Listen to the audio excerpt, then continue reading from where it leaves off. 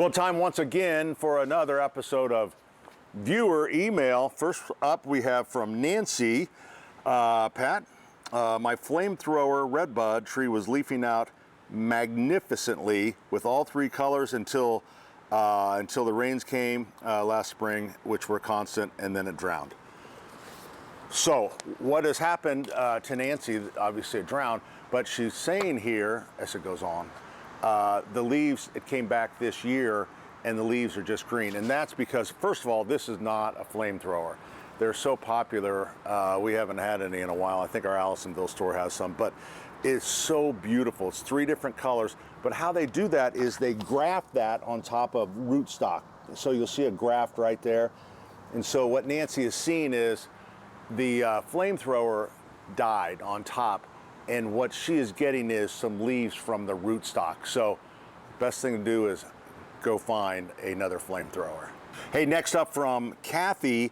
Every year I always attack with 7, the first signs of Japanese beetles on my roses. This year I sprayed, everything turned dry and died and killed the roses. And she goes on to wonder about temperature, and that's exactly what it is. You have to be really careful, and she was kind of complaining, I don't blame her.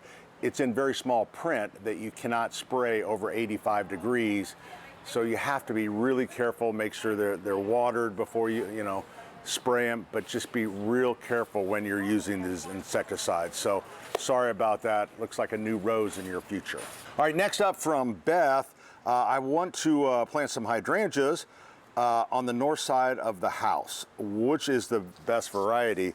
Well, that's always a scary one, Beth. So depending on what else is blocking. So really the rule of thumb is if they get morning sun, macros like this, they need to be in the sun until about 1 o'clock in the afternoon. The panicle hydrangeas will also do well in morning light. But again, if it's not getting a fair amount all the way till 1 o'clock, I would get something else. Next up from Deborah, we have an unsightly fungus growing where we had a tulip poplar taken down. How do we get rid of it?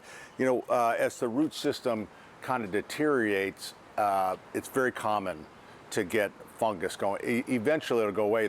The best way, if you want to try to kind of make it not so obvious, is aerate the area, get a pitchfork and just kind of work that area. And if you get some air in there, the fungus will pretty much kind of disappear. It's going to go away on its own. Next up from David, what's wrong with my tomatoes? I'm not a gardener and I've tried very hard to raise some tomatoes for myself.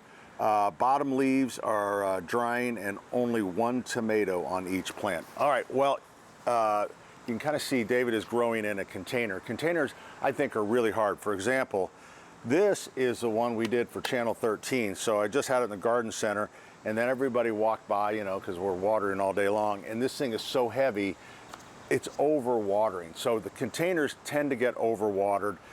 In the photo, the plant doesn't look that bad besides the powdery mildew. So what you want to do is watering. Only water when you see the plant. Look at the plant in the morning. If it's kind of wilted down, that's when you want to water.